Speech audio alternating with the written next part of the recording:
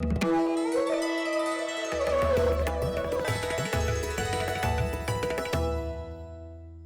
तो लग रहा है कि लॉकडाउन बहुत हावी हो गया है लेखक के मन पे। लेकिन चलिए मैं इस पर आऊंगी लौट कर। जरा चेतन भगत को डिकोड करते हैं। चेतन भगत एक ऐसे राइटर हैं जो दरअसल इंटरसेक्शन बन गए हैं। एक तरफ इंग्लिश साहित्य जिसे कह लीजिए, फिक्शन जो भी, और दूसरी तरफ पॉलिटिक्स। अगर आपके ट्विटर टाइमलाइन पर चले जाएं तो हर व्यक्ति का प्रोफाइल आजकल उसके सोशल मीडिया से ही बनता है। तब वहां जब चेतन भगत को देखते हैं तो बड़े ही सख्त शब्दों में आपने हाल ही में ट्वीट किया है। आपका ट्वीट है, we are good, they are bad, no you fool. मैं, चूंकि आपने अंग्रेजी में लिखा है लेकिन ई साहित्य हिंदी में है, तो मैं हिंदी रूपांतरण करके आपके लिए पढ़ती हूं। क्योंकि आपने लिखा है, हम अच्छे हैं, वे बुरे हैं, नहीं रे मूर्ख, हम सभी अच्छे हैं और बुरे भी। अगर इंसान की इस फितरत को आप समझ नहीं पाए हैं तो कैसे जिएंगे? इसलिए हर किसी को ध्यान से सुने, दूसरे पक्ष को सुने, उससे बात करें, क्लब मत बनाइए, देश बनाइए। ऐसा क्या खतरा आपको महसूस हो रहा है कि ऐसे सख्त भाषा में आपको ये लिखना पड़ा? हाँ, देखिए पहले तो कोई भी लेखक दुनिया में जिसने अपनी छाप छोड़ी है, वो कहीं न कहीं राजनीति से जुड़ा ही है। कुछ और राजनीतिक पार्टी से ना जुड़ा हो, लेकिन कोई ना कोई पॉलिटिक्स से तो जुड़ा ही है। जैसे मेरी भी जो लेखनी है वो अंग्रेजी की है, लेकिन बहुत से हिंदी बोलने वाले चेतन भगत पढ़ते हैं। और इसीलिए मैं साहित्य आज तक में कंसिस्टेंटली आया हूँ। हर साल मैं साहित्य आज तक में आया हूँ। अंग्रेजी के लिटरेचर फेस्टिवल में शायद हर साल ना भी जाऊँ, लेकिन ये ज़रूर मैं आता हूँ। वो इसलिए क्योंकि मैं एक कम लेखकों में से हूँ जो एक हमारा भारत और इंडिया दोनों का ब्रिज बनता है। और मुझे लगता है मैंने अपनी राइटिंग से उस ब्रिज को बनाने की कोशिश की है, और वो भी एक राजनीति है। क्योंकि मैं जब वहां जाके शोर मचाता हूँ, जिस टेबल पे हमेशा इंडिया वाले, अंग्रेजी बोलने वाले अपना ओपिनियन देते हैं न्यूज़पेपर के एडिटोरियल पेजेस पे, जब मेरे लेख वहां छपते हैं तो वो एक भारत की शीशा भी, एक भारत का मिरर भी वहां दिखाते हैं।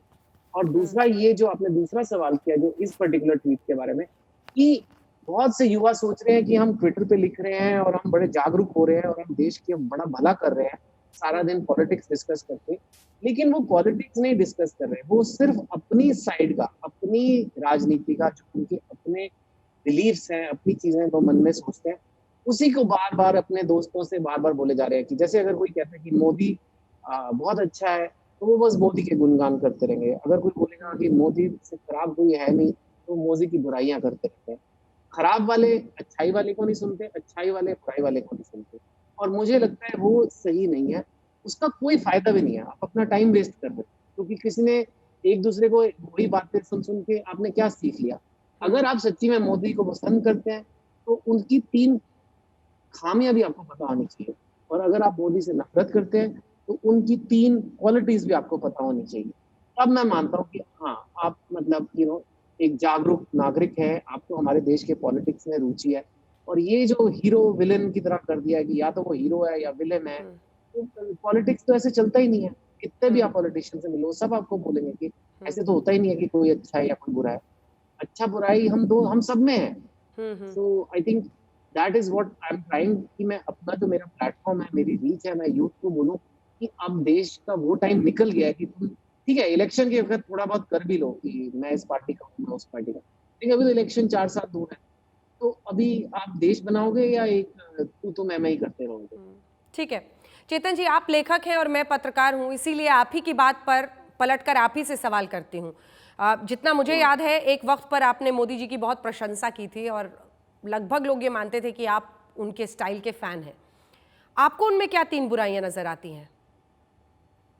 ठीक है, तो उनकी 3 खामियां ये है। एक तो आई थिंक पहली बात तो आप सही कह रही हैं, उनमें कई क्वालिटीज हैं जो आज तक किसी मतलब एटलीस्ट मेरे जब से मैं मेरा जन्म हुआ, मैंने किसी प्रधानमंत्री में ऐसी क्वालिटीज वो वाली उनमें नहीं देखी। अगर आप, लेकिन आपका सवाल ये है कि उनकी कमियां क्या है, तो मैं बता सकता हूँ। एक तो बहुत सेंट्रलाइज्ड कमांड है, एक ही आदमी फैसला करता है। और ऐसा एक है कि कभी भी मैंने किसी भी मिनिस्टर को या उनकी टीम के किसी सदस्य को उनसे डिसएग्री करते नहीं सुना, और कोई सुझाव देते नहीं सुना कि हाँ नहीं, जो वो अलग सोचते हैं वो इनकरेज नहीं करते। और उस वजह से वो ऊपर से फैसला होता है, और अगर वो फैसला कई बार जैसे गलत है या उसमें कुछ मॉडिफिकेशन की जरूरत है, वो नहीं हो पाता। जैसे माइग्रेंट लेबर का भी इशू बना हुआ है इतना बड़ा देश में, तो लोग कहते हैं कि इसके बारे में हम सोच सकते थे कि अभी क्या करना है, लेकिन शायद इतनी सोच नहीं रखी गई। तो मुझे लगता है कहीं ना कहीं इतने बड़े देश को एक ही आदमी को हर फैसला करने चलाने का ये बेस्ट तरीका नहीं है। आपके पास एक बढ़िया टीम होनी चाहिए जिसको आप इतना ट्रस्ट कर सको कि हाँ भाई ये तू संभाल, ये तू संभाल, ये तू संभाल, और अगर तेरे को लग रहा है मैं ठीक नहीं सोच रहा तो तू बता। मेरा को ये लगता है, पर ये मेरी राय है, मैं प्रधानमंत्री नहीं हूँ, लोगों ने उनको चुना तो शायद लोगों को उनका स्टाइल पसंद है। आई थिंक एक वो है। आई थिंक दूसरा ये कि प्रेस कॉन्फ्रेंसेस करनी चाहिए। अब वो ज़माना नहीं रहा कि आप कभी प्रेस से बात ना करें। हो सकता है प्रेस में कोई कमियाँ भी हों, वो कुछ उल्टे-पुल्टे सवाल भी पूछे। लेकिन कोई भी आप बड़ी डेमोक्रेसी देखें यूरोप की या यूएस की, तो वहाँ प्रेस कॉन्फ्रेंसेस होती हैं, वो होनी चाहिए। और तीसरा ये कि पूंजीवाद जो कैपिटलिज्म है, हमारी जो इकोनॉमी है, इस पे ध्यान नहीं दिया गया इतना, इतना देना चाहिए था। कहने को दे रहे थे, लेकिन जो वो पॉलिसीज़ हैं, जो नीतियाँ बनी हैं, वो उससे इतनी जीडीपी ग्रोथ नहीं हुई जितनी होनी चाहिए थी। ये कोरोना से पहले की बात कर रहा हूँ। और उसका आज हम थोड़ा भुगत भी रहे हैं कि हमारी जब लॉकडाउन हुआ है, सारी इकोनॉमी दुनिया भर के बुरे हाल है, लेकिन हमारे ज़्यादा बुरे हाल हैं। तो लीजिए मैं बोल सकता हूँ। जबकि मैं जी। उनकी कई बार आप कहते हो कि मैं उनकी तारीफ ज़्यादा करता हूँ, लेकिन मैं फिर भी बोल सकता हूँ कि ये कमियाँ हैं। एंड आई थिंक ऐसी कमियाँ जब तक लोग नहीं बोलेंगे, तब तक देश बदलेगा कैसे? देश को हम कैसे अच्छे सुझाव नहीं देंगे, तो फिर ये चमचागिरी या नफ़रत में क्या क्या चीज़ क्या उखाड़ लोगे?